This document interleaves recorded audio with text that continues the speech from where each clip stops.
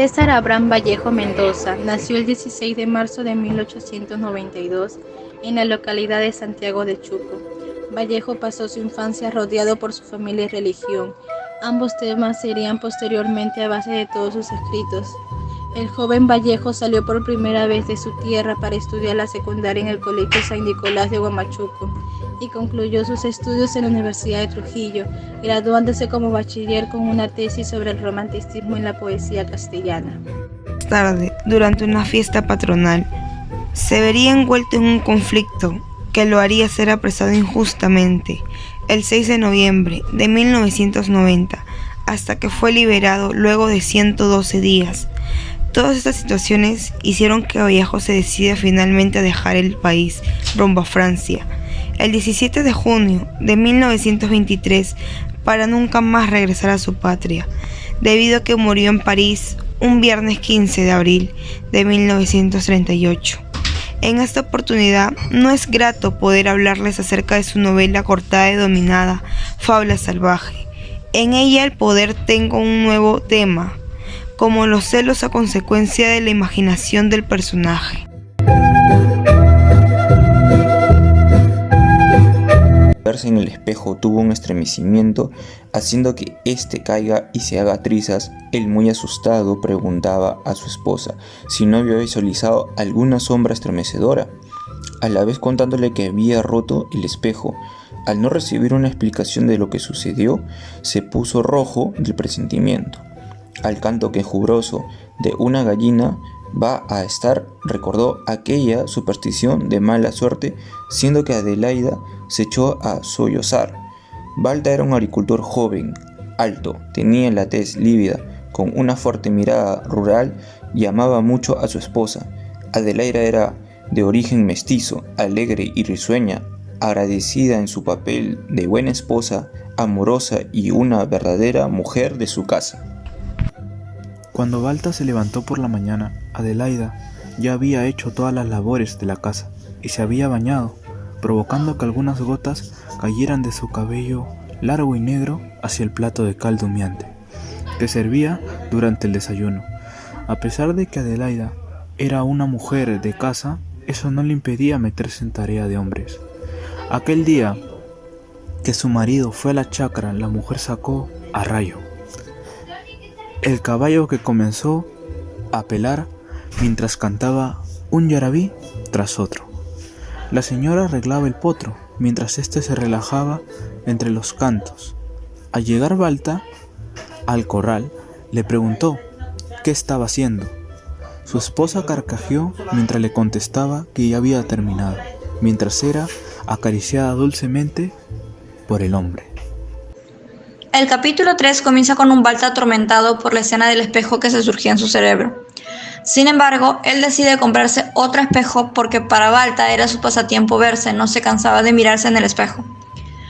Pues esta vez ya no había ninguna sombra que lo atormentara, ni siquiera la más leve sombra extraña que podría él observar. Sentándose en la parte de atrás de su casa, aparece un perro negro por sus piernas y moviéndole la cola. Y Balta decide ponerle su espejo delante del perro, donde ocurre algo que lo pone nervioso. Pues el can, al ver su reflejo en el espejo, ladró con un ladrido lastimero como un látigo.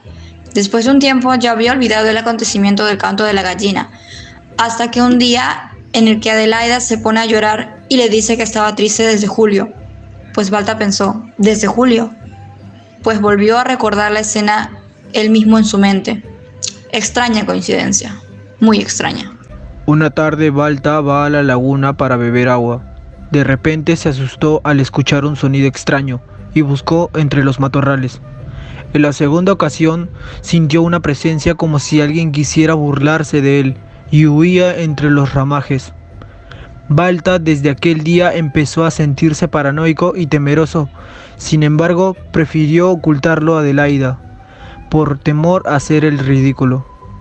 Una mañana en los postreros, Balta tuvo un tercer encuentro con la desconocida presencia, lo cual le causó pavor, volviendo a un hombre trastorno y sombrío debido al delirio que le causaba.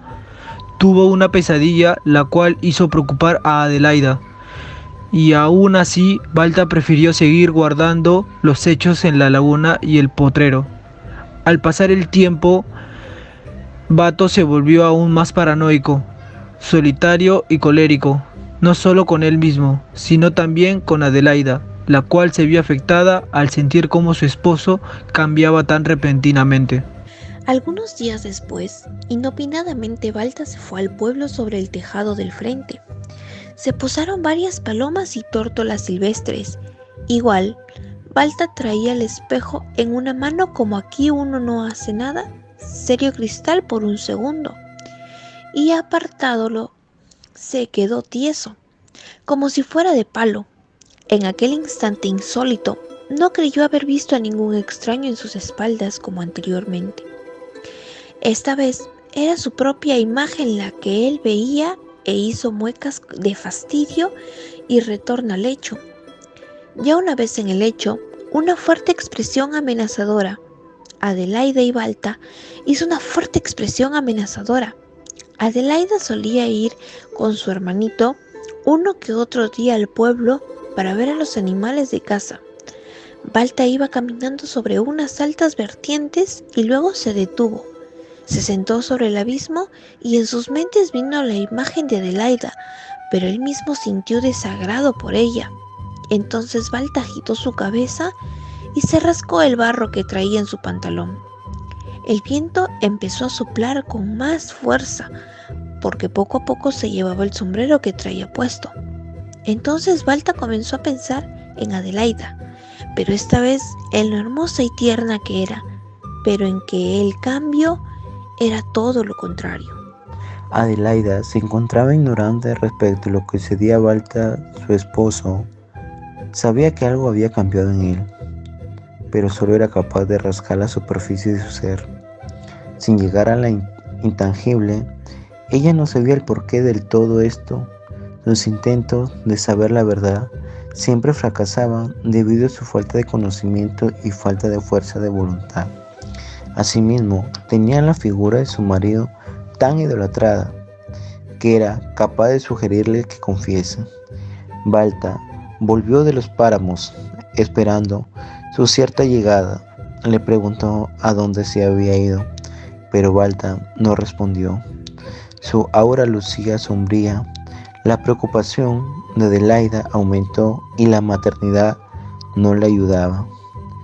Controlar sus pensamientos, Adelaida insistió con sus preguntas. ¿Has estado en la toma? Pero Balta continuó sin responder. Hasta un momento decidió obrar. Déjame, mujer. Seguidamente se fue a su cuarto. Adelaida le siguió. Pero por Dios, Balta, ¿qué te pasa? No hubo respuesta. Por Dios, ante el sentimiento de impotencia se rindió a llorar y a preguntarse por qué habían cambiado las cosas drásticamente. Acto seguido le reprochó. ¿Qué he hecho yo? Me bota de ese modo.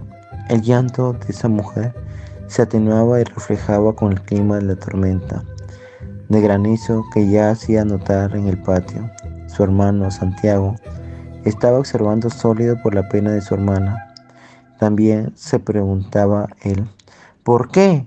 Con 8 años solo deseaba justicia, pero con su mayor.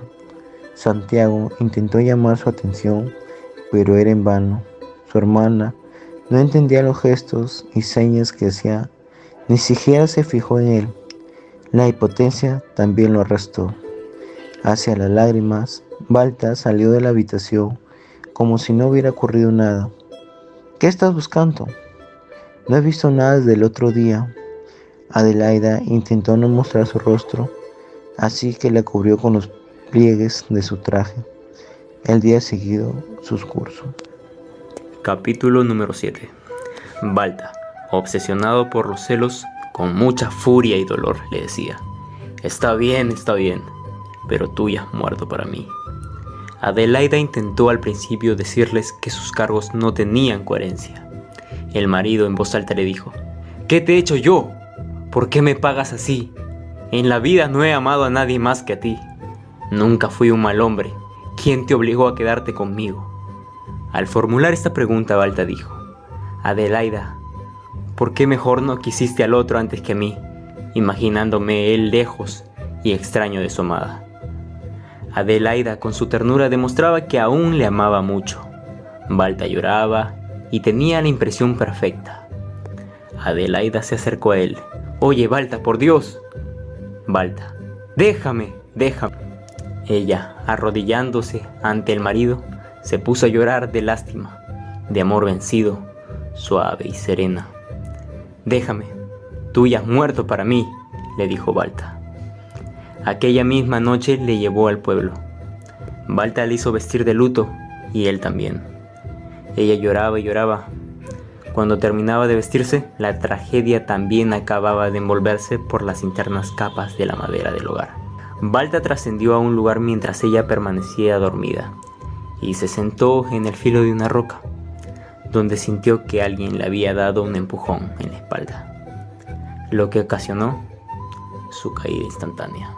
Por la tarde de aquel mismo día, en la casa de la aldea, Adelaida, ignorante aún del espantoso fin de su marido, yacía en el lecho, descarnada y llorando. Doña Antuca, sentada en el umbral del dormitorio, velaba el sueño del nieto, que acababa de nacer esa mañana. El niño, de vez en vez, sobresaltaba sin causa y berreaba dolorosamente. Un cirio que ardía ante el área empezó a chorrearse. Su pabilo giraba a pausas y en círculos, chisporroteando.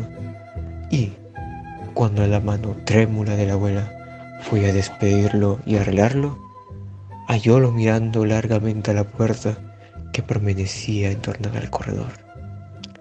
Llorando salía por allí la triste lumbre religiosa, sin cavaduras penas en los fríos pañales del poniente, y ganaba por fin hacia lo lejos. Era el mes de marzo y empezó a llover.